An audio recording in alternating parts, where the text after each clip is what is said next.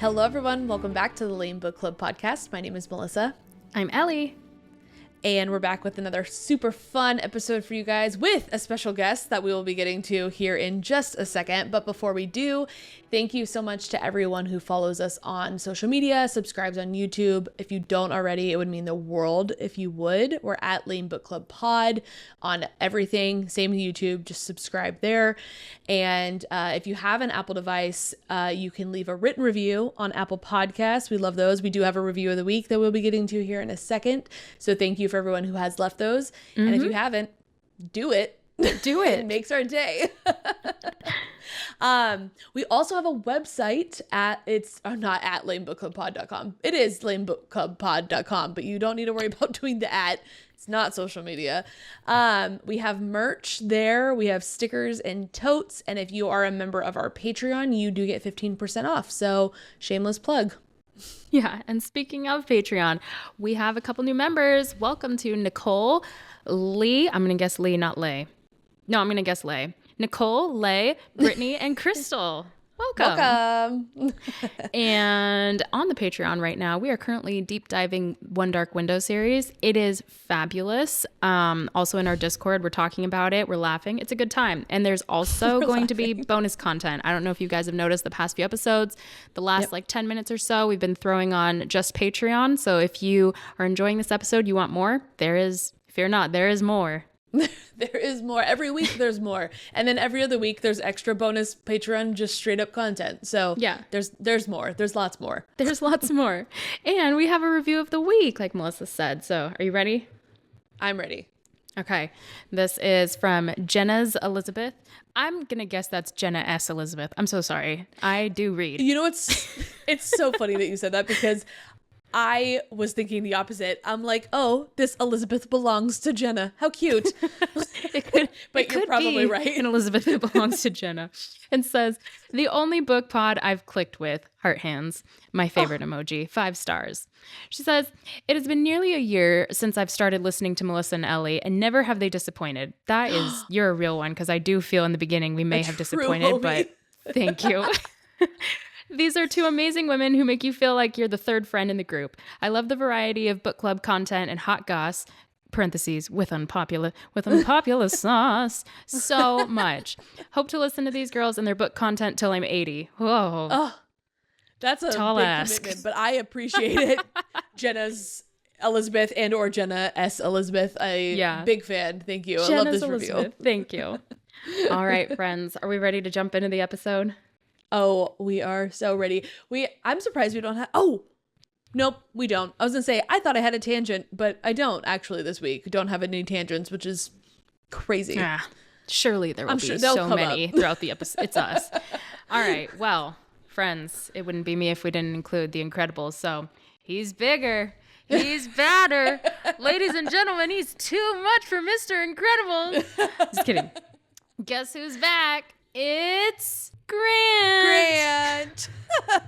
So, guys, I bet you're wondering, why is this chump here?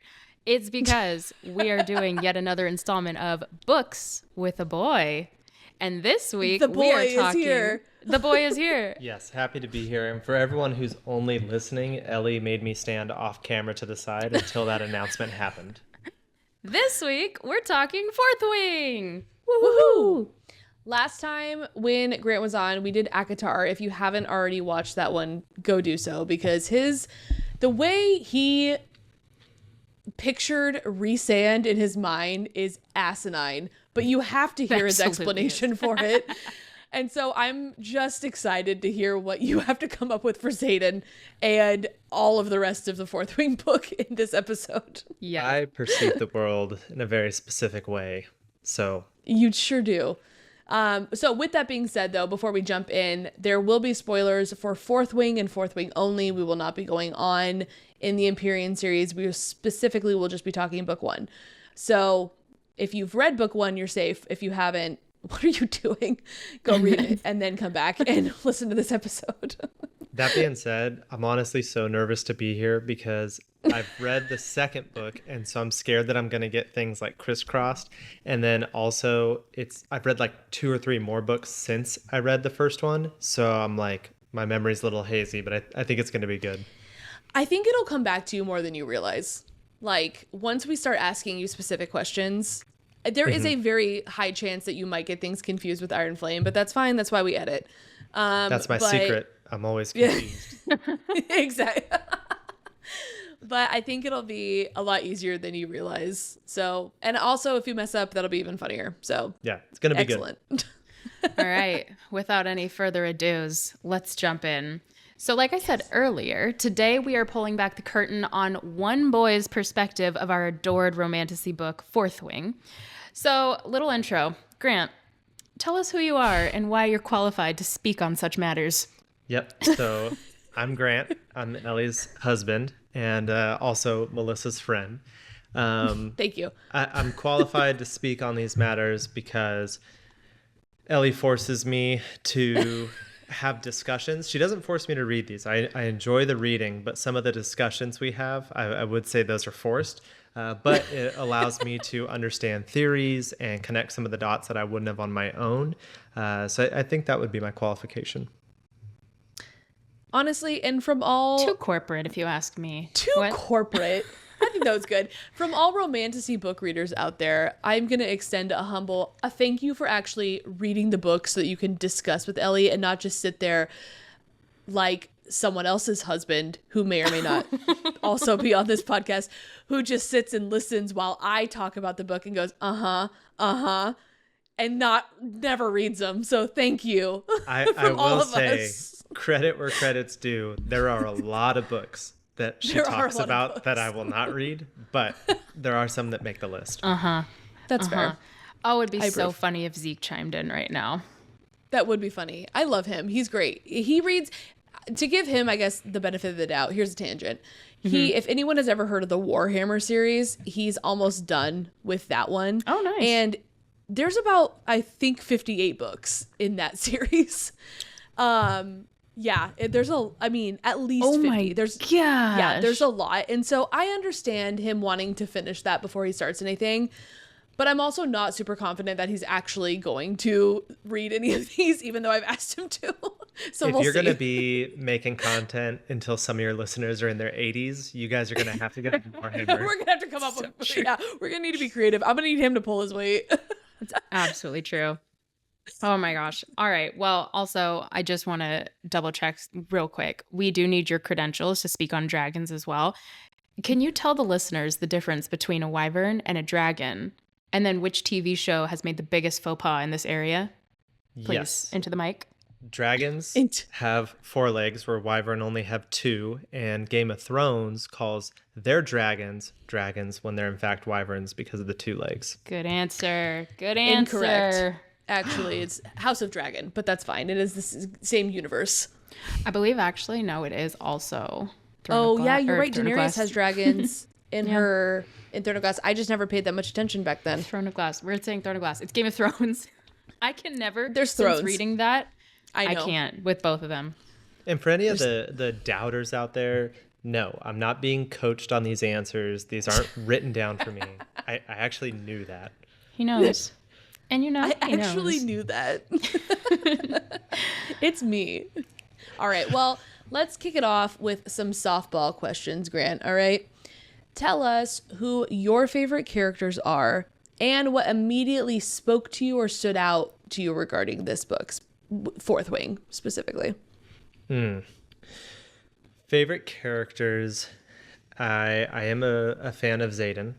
Took a little bit of figuring out to really know where I landed on that. I feel like that's kind of the point though, right? Like I feel like you can never trust your gut instinct when characters are introduced. There's just too much that writers like to do.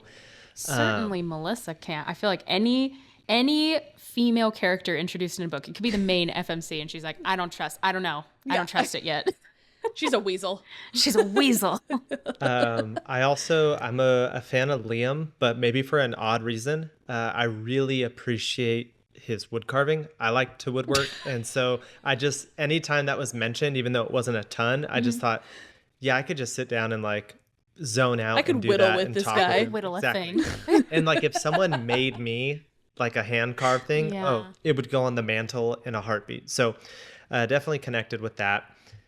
Things that stood out in the book, it's so brutal, and I feel like in some places unnecessarily. The fact that just focused around schooling, it's die or be killed, and that's like there's nothing really in the middle. It's just so much violence and death, and I feel like a lot of it makes sense, but some of it is just like, what? So Like, it's that's just school. It's also Yeah. just school. I mean, to be fair, I'm pretty sure it's fourth wing. The description on the outside of the book says ride or War die. college. Oh, So, exactly. I like- didn't when I so real quick tangent. For those looking, I'm holding up the book, and you'll notice it's sleeveless, and that's because Ellie doesn't trust me to not mess up the sleeves. So I never knew it was fourth wing ride or die. both I on just only camera. knew the black cover. give me.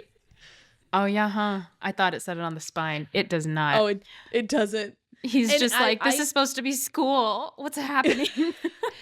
Did you? This isn't. I wasn't planned on. I didn't plan on asking this, but now I'm going to. Did you get Hogwarts vibes at all? Like from like page like 2, not like very far into it, but like did it remind you of Hogwarts at all, or not really? A little bit, but really only from the perspective of the architecture. Like I Yeah. could picture like the stone castle-y kind of look. Yeah. The way some of the corridors are explained and the staircases, although they don't move and change orientation like Fair. they do in Hogwarts. But yeah, so just from that perspective, really. Did Yeah. you get I think- Divergent feels vibes? No, I couldn't picture Shailene Woodley anywhere, so no Divergent. To be fair, I've also read Divergent, and I couldn't picture Shailene Woodley in the Divergent series either. That's So so true. Oh my gosh. when I first started reading Fourth Wing, I think just like default, like I did kind of think Hogwarts, but only because, like you said, the way Bisgayeth was described felt very castle-y, Hogwartsy to me. But then also is the fact that there were four different, I guess not classes or groups or whatever, but like colleges that you could like fall into. It was either healers, infantry, riders, or scribes. Same with, and honestly, all of those kind of gave like similar, like background to like the same Yeah. in like Gryffindor, Slytherin, Ravenclaw, or Hufflepuff. Like they're you could match, I think, pretty easily But riders with all of those and stuff. yeah. But I wonder if like any of that is also again from like how I got to the Hogwarts connection, if any of that's like an American thing, because when I think of school, right, I picture like my local community college, but then if you're like if Jansport you're back there. British and you have like these like old historic beautiful buildings all around you, True. you're just like, oh yeah, this is a college setting. Yeah. But we're like, this isn't Phoenix Online. yeah, yeah, University of Phoenix on my Yeah, computer. exactly. That's true. That's true. I mean, it was more than just like the building itself, but you do have a point. I very quickly was brought out of Hogwarts though as soon as the parapet was mentioned, because that was not very They Harry didn't have Potter-esque. that in the movie. Yeah. And also the fact that Violet is she's like 19, right, when this starts. yeah, something like that. I'm pretty sure she's 19, about to turn 20. And Harry was like 11. Like they're like babies in the beginning of Harry Potter, when they first Right. go to Hogwarts, versus all the death and adults and debauchery that happens in Fourth Wing. So I was really quickly sucked out of it, but that was my initial, like at first. For sure. Yeah. All right. Next question. Did you like the breakup? I mean, we kind of touched on this, I guess, a little bit. Did you like the breakup of quadrants, the scribes, riders, infantry, healers? And did you think that you knew where you should go if you were at Bisgayeth? Well, okay, first thing I want to call out that's a little controversial. I don't care if Rebecca got on the phone right now and told me I was wrong. I call it Basgaith. That's just how my Please don't brain call it read it. Basgate. Criminal. So every time you guys say it, I'm just like, ugh, where's that? Also, since he exposed me on camera, I would love to point out every single chapter that Rhiannon's name was mentioned, he'd look up from the book and be like, "How Rhiannon? And Please I'm tell like, me you called her Rihanna. Rhiannon. No. I never called her that. Okay. I did get it and it was fine, but at first my brain just couldn't put that together. Every Really time. threw you for a loop. Yeah. Okay, that being said, where I think I would have gone. See, this one's a little bit hard because in a lot of ways, this is obviously military structured, right? Like this college isn't like, oh, hey, let's go learn human resources and let's go learn international business, right? Like it is a functional college towards the survival and like protection of this area. And so it is a war college all the way through. So when I think of that, I think about my time in the military. And when I was in the military, I worked on helicopter engines. So by default, I think I'd be like a dragon repairman, which really in that world would just mean that like So healer. not even healer, no, yeah. I don't even think it'd be that glamorous. I think it would be like cleaning up after them and making sure they're fed, right? Like it'd be dumb stuff. You sell yourself short. Pick a quadrant. Be cool. Pick a quadrant. Then I'll say rider at that point. You know, I actually think what you're explaining would probably default to infantry in this, since that's literally military. And you know, that's actually probably reinforced because I get motion sick. And so I probably wouldn't get bonded. You'll make it through, but you'll keep throwing up on top of the dragon. Your dragon would hate you. Yeah. You. Well, That's all funny. right. Diving deeper in, give us your thoughts on the initial Parapet scene, or even the like initiation process in general leading up to the bonding. So like the ninja warrior gauntlet or the fights on the mat, just basically anything that's like life or death with this training. Mm-hmm. Did you feel like that was overkill? I know you said initially, yeah, because you thought it was just school, but then you got kind of into it. Once you were into it and you realized this is war college and it's very intense, do you think the life and death situations were necessary to weed out all the weaklings, or were you like, that's so much? I think some of them have a place. Like Parapet is, first off, I think it's crazy that they don't have like a weather contingency. Like, hey, it is bad weather, we're going to push this a day. Also, can we maybe make note that Violet's mom controls weather, and the weather turns bad when Violet goes to start. So we're a little something there. I think Rebecca even points that out in the book. Violet makes a comment. She's like, my mom could fix this, but she's not. Wait, her mom probably caused it. Let's follow your thought. What do you think? She wants to kill her kid?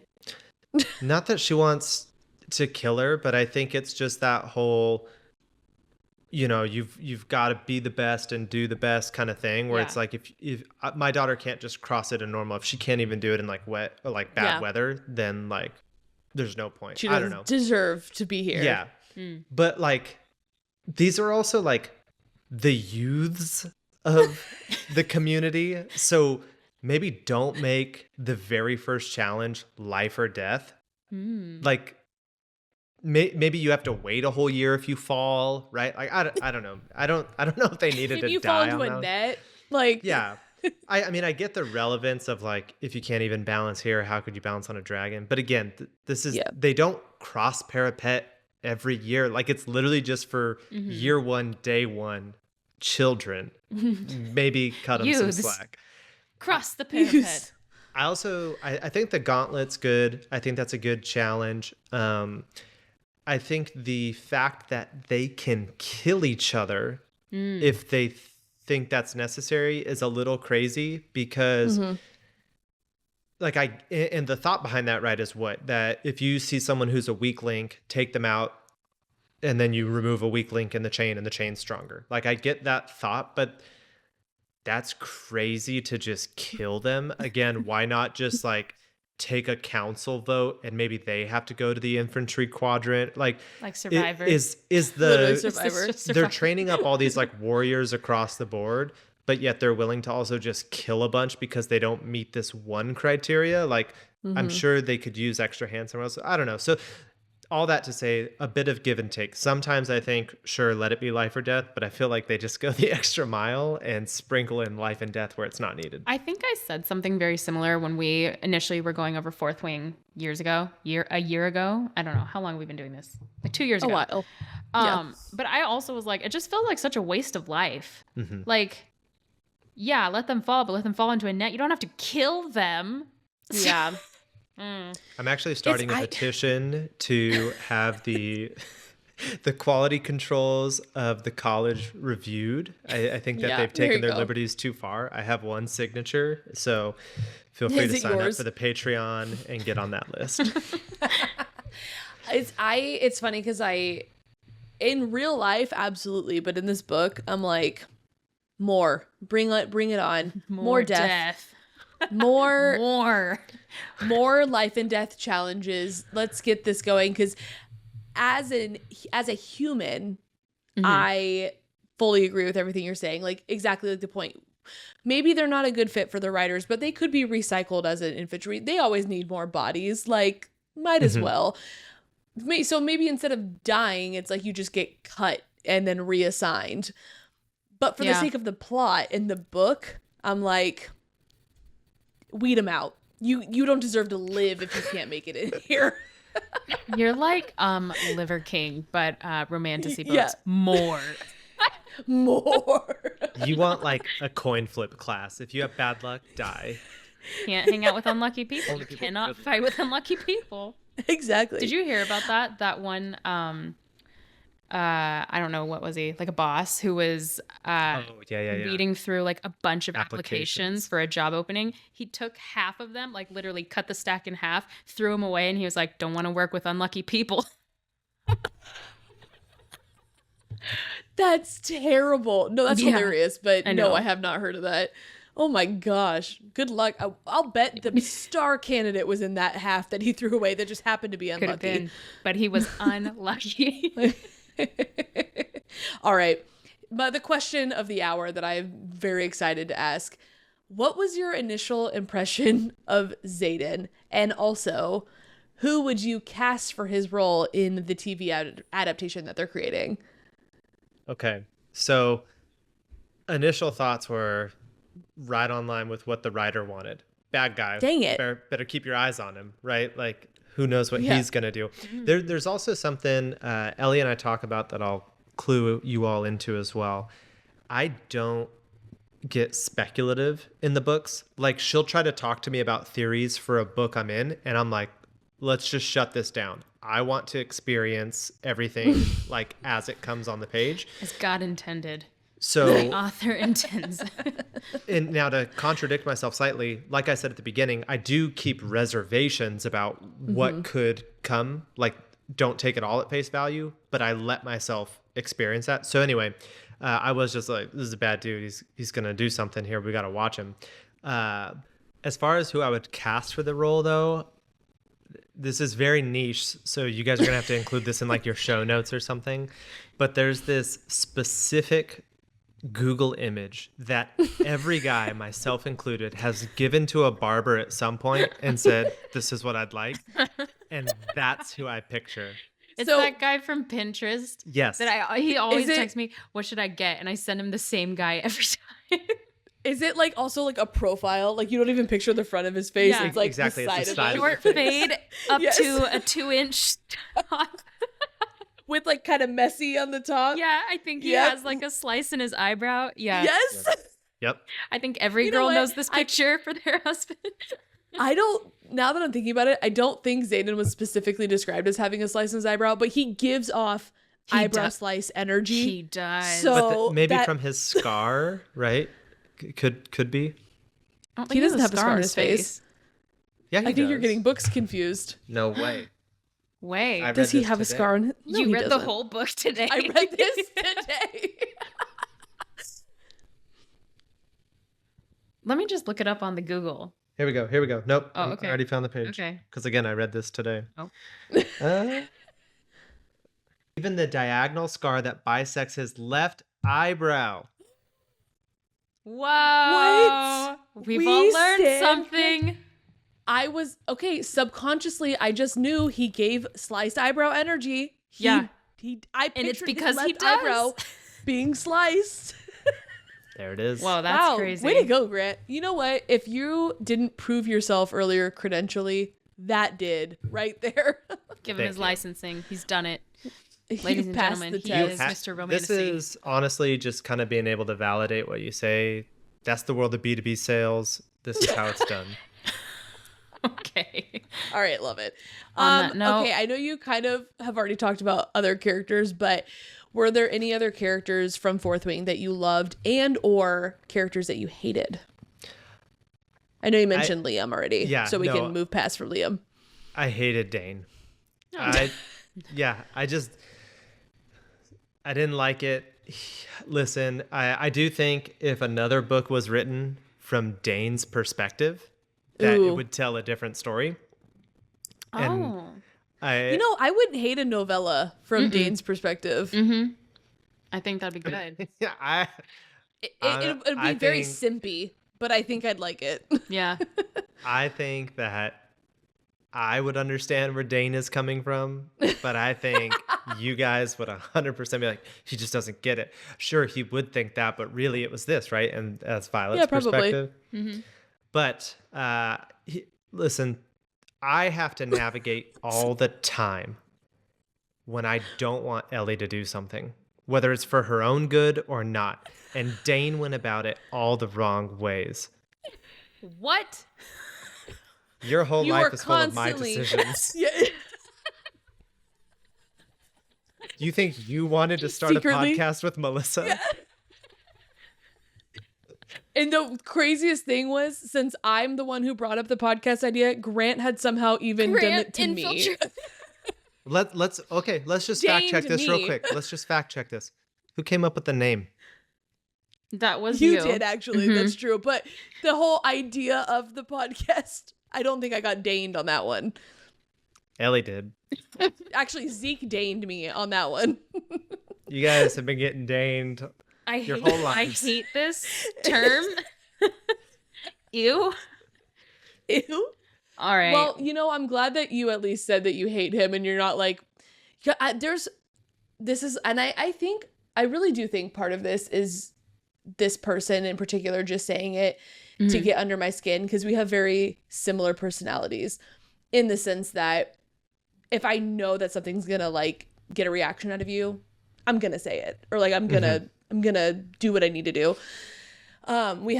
Zeke and I have a friend, the husband is like that, and he is also a wonderful friend. He has read all of these books and listened to our podcast so that he understands. He's like you, Grant. He's done the homework so that he could have the conversations and understand what the episodes are about, and I do appreciate that.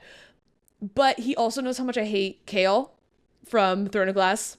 And so his favorite thing to do is bring up how Kale is just the most regular boy. Like, he's like the most realistic description of a character and not a fantasy-esque character. And that's why you hate him, because he's normal and he makes normal mistakes.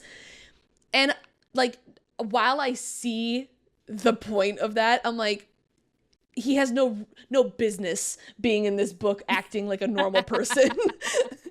And so that's kind of where I was worried that you were going to go with Dain for a second, to be like, I understand why he did all this, because his whole argument is like, I get Kale's decisions. I understand it was normal. I'm like, it doesn't matter. It's stupid.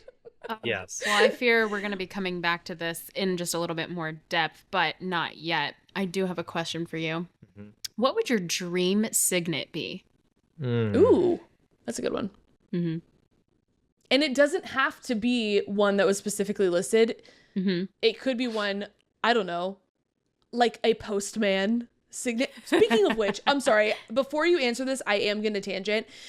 I'm sure anyone listening to this podcast is also probably on the side of Bookstagram and TikTok that sees all like the Romantasy type reels. And I can't remember his name now, but there's this husband who has been deep diving the whole Empyrean series, and I know his wife is named Melissa, because I loved that it was the same name as me, but I can't remember what her handle is. But he picks up on good stuff. Like, he has had some reels where I'm like, I need to go back and like bring him up on our podcast, actually, like maybe the next episode, because we need to talk about his theories, because they're insane. Yeah. Or we could also ask if they want to be on our podcast, so that could be a thing. Fair, that too. But he anyways, I just saw this reel the other day where he was talking about, and I guess slight spoiler for Onyx Storm here if you haven't read it. I'm only gonna be talking about he hasn't read it. Okay. Only gonna be talking about for like 2 seconds. It really has nothing to do. It's just more of like the name of a character. But he was talking about how he doesn't understand how Theophany got a letter to Violet at Besgaeth. And he was just like, what is it? What is there, like a postman signet? And I lost my mind because I was like, he doesn't know. He doesn't know, but I had the same thought. Like, we talked about this as a joke. That's awesome. You're good. And so that was all I was bringing as far as like not a real signet. Like, that's more or less what I was bringing up. So that's so funny. Anyways, wow, back to what will your Grant. dream What would your signet favorite? What would your? Yeah. Well, I'll be honest. My initial reaction, I almost said to fly, and then I realized that's pointless. You've already got dragons. If you're not in the infantry. Yeah, yeah. I do think Xaden's is really good. There's a lot you can do with that. But if I had to pick one for myself, I would honestly want like unfailing memory. I don't know that. I feel like that should be able to be a signet. Do you just like remember?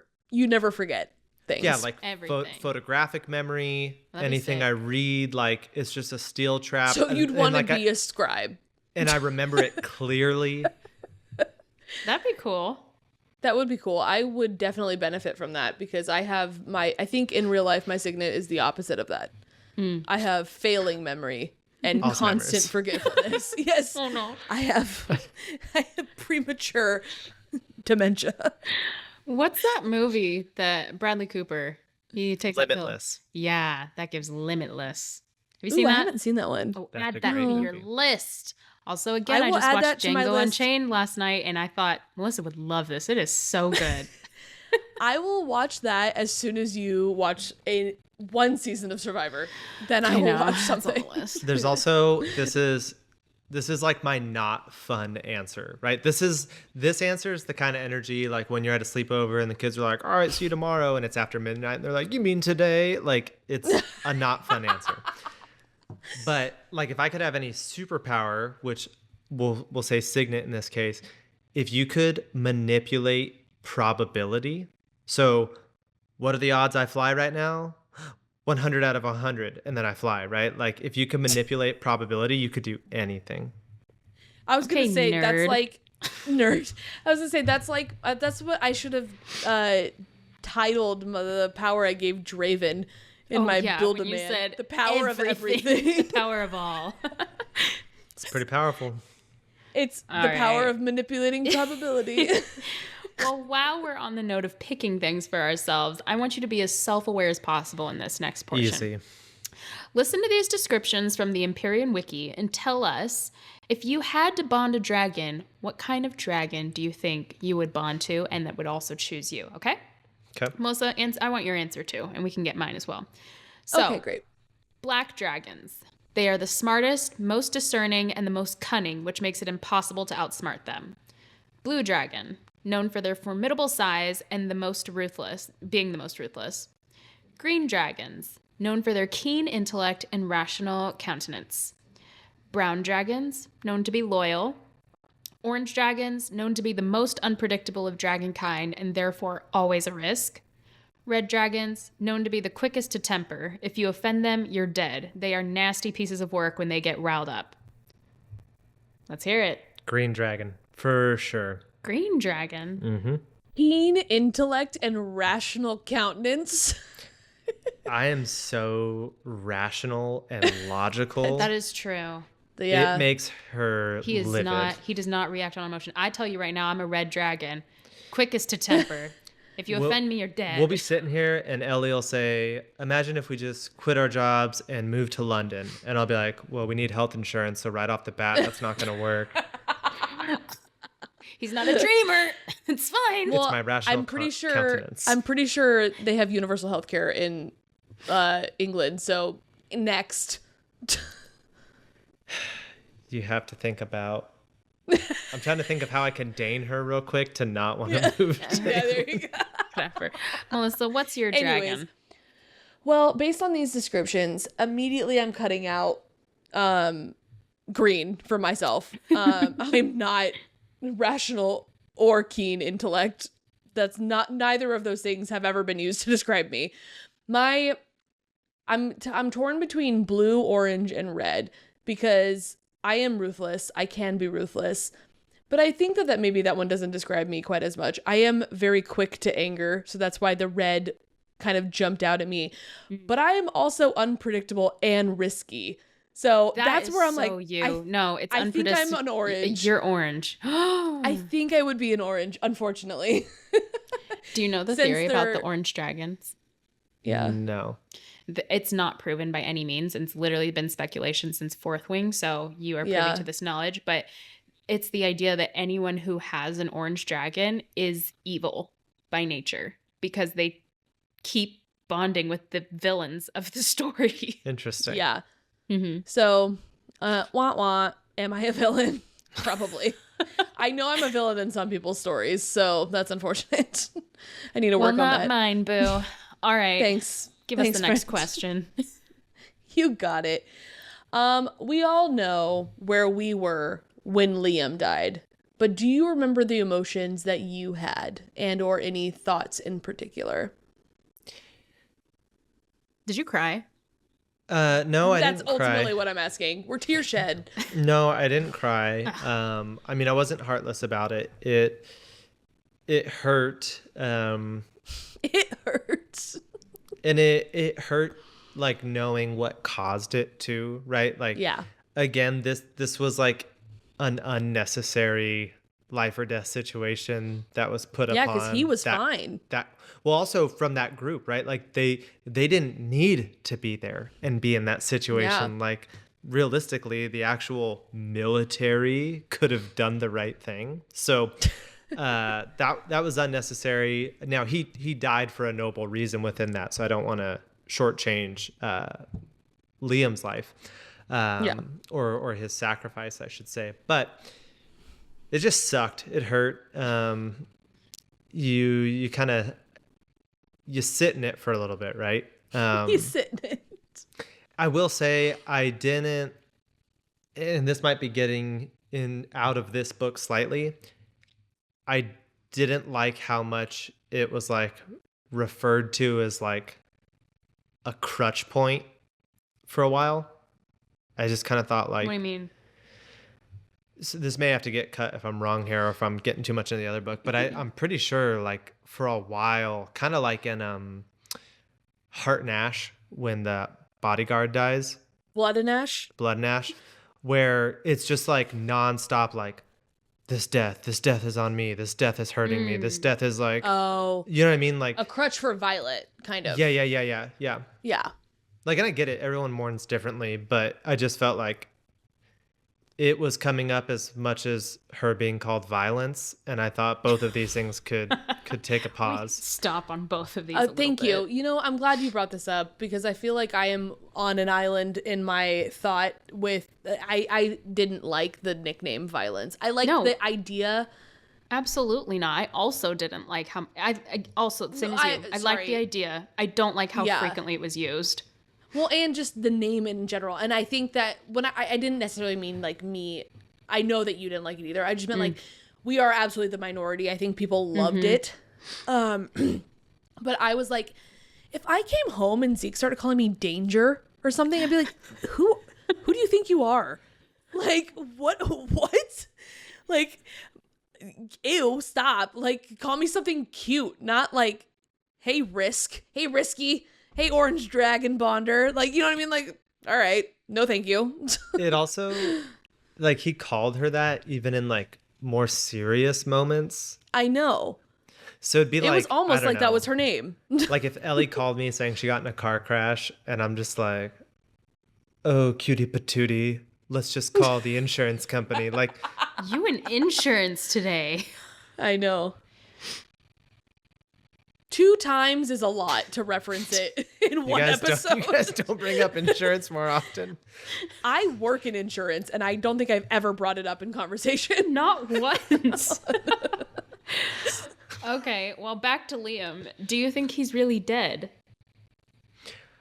I do. I really think he died, but I also, while not taking time to think about this much, I wouldn't be surprised if there was some level of like Game of Thrones White Walker where like Oh, some things come back or people come back or like something that we have to deal with later. But like on the bad side of things. Yeah. so like Venom. Yeah. Except I guess you don't have to die to become a Venom, but who knows? Interesting. We don't know Yeah. a lot about them, so. But I do think he is gone. He He's has left us. Kaputski. But might met not Malik. be the last. Yeah. All Yeah. right. Well, I know we kind of talked about your take on Dain already. You said briefly you could see where he was coming from to the point where you wouldn't even mind a novella. Did you feel like that consistently throughout the book, or were you more like this little weasel? No, I think his overall like protection of Violet and where he was coming from, like I get that. I can sympathize with it. I think he went about it all wrong, and then that just destroys the point of view that you could have like on his behalf. I think some of his rule following, I'm a rule follower. I get it. Like, hey, this is what we got to do. It is what it is. But some of that stuff he gets into, it's too far. Like, Well, because there's a difference between rule following and blind allegiance, and that's where he was like, "I'm following the rules." I'm like, "No, you're not questioning anything, which is not using intelligence. You are just following blindly, and that is a big difference between quote unquote rule following, Right. and and he that. also like when the assassination attempt on Violet in her sleep happens, and he won't believe her unless he can see her memories.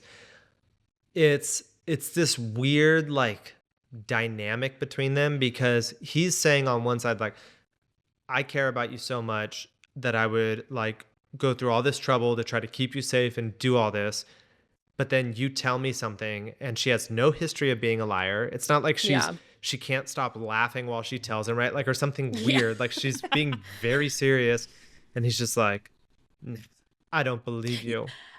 I don't, yeah, and what even worse than that too, it's he grew up, they've known each other since they were like 4 or 5, it said. Like they've climb been trees? together forever. They climbed trees, they broke arms together. Like, Little Dear Evan Hansen. but when she says that the other squad lead or wing lead or whatever, that I can't remember what that It girl was, Mavis. yeah, not Mavis, but something like that. Maeve, or, yeah, it maybe even was Mavis, but yes, whoever she was, this woman that he has been like maybe like secret, like kind of seeing, but also maybe not, but just regardless, even known for like a year, he's like doubtful. No way he believes her over Violet. That's where Yeah. I'm like, okay, here, this weenie. is the blind leading the blind. This is not. Yeah. This is not rule following. I have a call out that I don't think we're scheduled to talk about it, but I do want to just bring it up. We're scheduled. This is corporate. Yeah. He's so corporate. B2B sales. He's B2B sales. There's two things I want to mention, and they both have to do with, one is the like, I forget what it's called, but the like little parade they do before threshing, and then the other thing is at threshing. So Okay. for the parade part, maybe I read it wrong, maybe I read it correctly. That walk in my head is so long. Like, I feel like they went It on is. like a 5-mile hike where Oh. just like sometimes you saw dragons and sometimes you didn't, but they're like also like trying to be careful so they don't upset the dragons. Like, in my head, that was just such a long walk. The other thing I want to call out when it comes to threshing, how crazy is it that those youths said, you know what'll get the dragons respect? If we go kill one of their baby dragons. Yeah, I know. So instead of spending this time trying to ensure like bonding and our own survival and what we're here for and what we want to do, let's go take a little detour, and we're going to take some knives and we're going to go stab this dragon to death because that'll earn their respect. I just thought that was so crazy. That's so funny you say that. I never even like I was just like, yeah, they're crazy, but I never really thought about like the logic behind their choice in doing that. There was that zero is logic. Wild. You know what? What about if I kill one of them? Well, you know what though? Crazy. Not to defend the decision or even the logic, if we can even call is it this that. your orange dragon side coming out? Defending this? Maybe. No, it is knowing those three and like their character and everything, they're gonna want, I mean, I think, didn't he wanted the black dragon, which clearly didn't show that he didn't know anything about like character wise of them, but like a blue dragon, like they're ruthless. Like if he's probably wanting a dragon that thinks like him, and to be fair, that probably would maybe not earn respect, but that would probably be like, that's noticeable. This guy's willing to do, like, yeah, I feel if like they're already kind of leaning that way, then that probably would push them over the edge to pick them. If that was me and they were like bonding a drag, like someone was bonding a dragon, I wanted them to see how ruthless. I would kill the person that was bonding to that dragon before I'd be like, let me kill one of you. It's also well, like, absolutely. if you're like explaining it to the dragon you want to bond to, like, it's kind of like the salty spittoon when they're like, how tough are you? And they're like, me and three of my buddies. yeah. Me and my three buddies just killed a baby.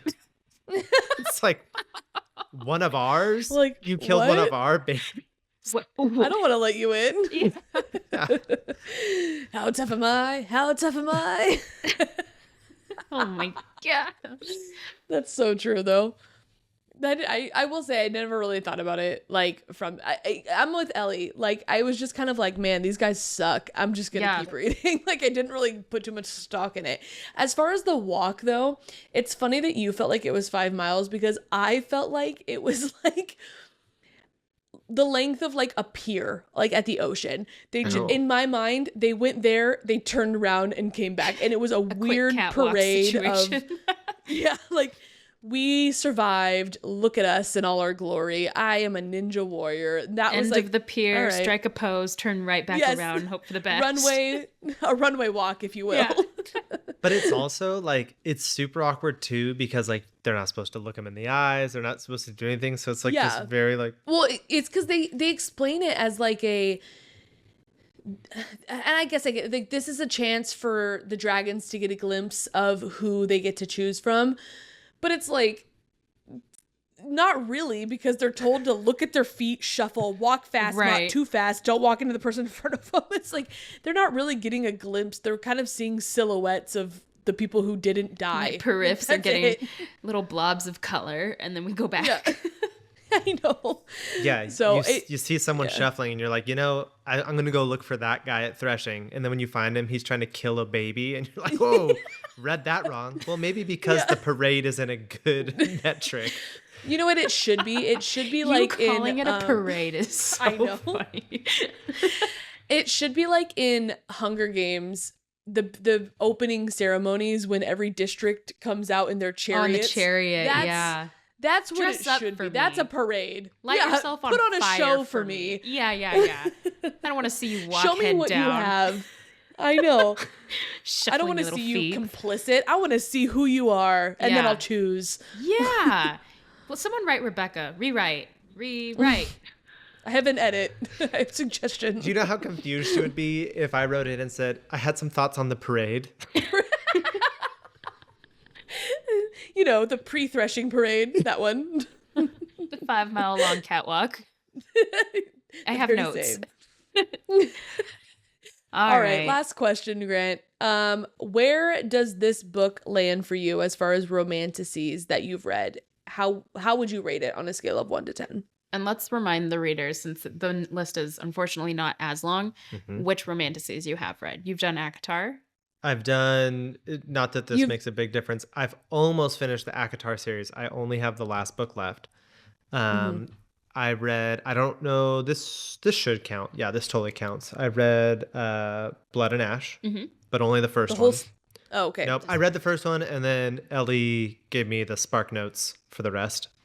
And then this, I think that's the extent of my romantasy. Yeah. Yeah. I don't know. I think the Lemony Snicket would fall under the Romantasy category. Your series of unfortunate events.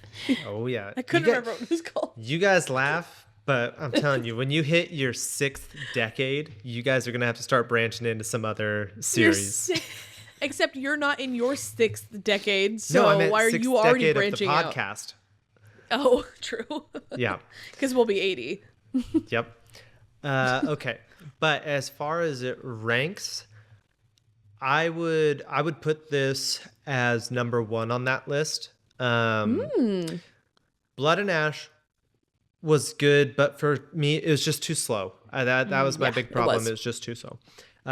Which is why I had Ellie spark notes the rest, because I was like, I'm to not be fair, gonna do this. the first book is the only slow one, but in my opinion, She felt the do opposite. An episode. That's a hot take. Maybe I'm the hot take. I didn't say I know. didn't say I liked it. I just said as far as it being slow, like all the world building, like that was just book 1. It picks up storyline wise from there. Book 1 was the only one that kept me engaged and interested and was somewhat more fast paced. I felt like book 2, 3, and 4 were the slow ones, and then only the last literally 30 pages. This is for another time. This is tell us more why you loved this book so much. ACOTAR is great, and so that's not like I'm not taking away from it when I put it as number 2 on my top 3 list. It's the fact that there's elements to it that are just like the fact that it's a riddle as one of her challenges. The fact and it's that love. It's not even. I like love. I love love. I love Lamp. It's the fact that, it's the fact that you got these people that are like hundreds of years old, and now they're getting with an 18-year-old. Like there's just little pieces like that disconnect me from it. Where this one is like, okay, like yes, we're in a world where there's dragons and like there's this like magic that's part of it, but it's also like these two are around the same age. Like there's nothing like that going on. There's like real transitions and problems that are happening that like I feel like could connect. I don't know. That's where I would, but if I strip away that part of my analysis, they're both incredible books. They keep me very entertained. I enjoy the plot lines. I enjoy the love stories. I enjoy the romantasy of it. They're phenomenal. But I would put this one at the top. I think Rebecca would love to hear you say that. Simply, I mean, obviously she wrote the book. Obviously she's going to like to hear that it's your favorite. But because she very intentionally wrote this as a intro into romantasy for people. And I think a lot of her decision making, like what you said, the fact that they're a normal age and that they're similar in age and all that stuff is a lot easier for people to comprehend versus hundreds and hundreds of years of age gaps and like some verbiage that is used in more fantasy-esque books so like the language, all the things that she chose very intentionally for this entire series is exactly what you're calling out here and why you liked it more. And so like I think she would be like, you get it. Well, and is Onyx Storm the last one of this series? No, there's 2 more. It's the last one that's out. That's been written. Okay. But there are planned for 2 more books. So for anyone who feels differently about my take, just keep in mind I have not finished either series, so this is an in-flight perspective. In-flight. Nice. All right. Well, that concludes our Monday episode, but as per usual with these last few, we do have some bonus content for Patreon. So if you guys want to hear Grant do some this or that, ACOTAR versus Empyrean, head over there. And until then, what's the right thing to say? Until then, otherwise, see you next have Monday. a great week. See you guys next week. Bye. Bye. Bye, everyone.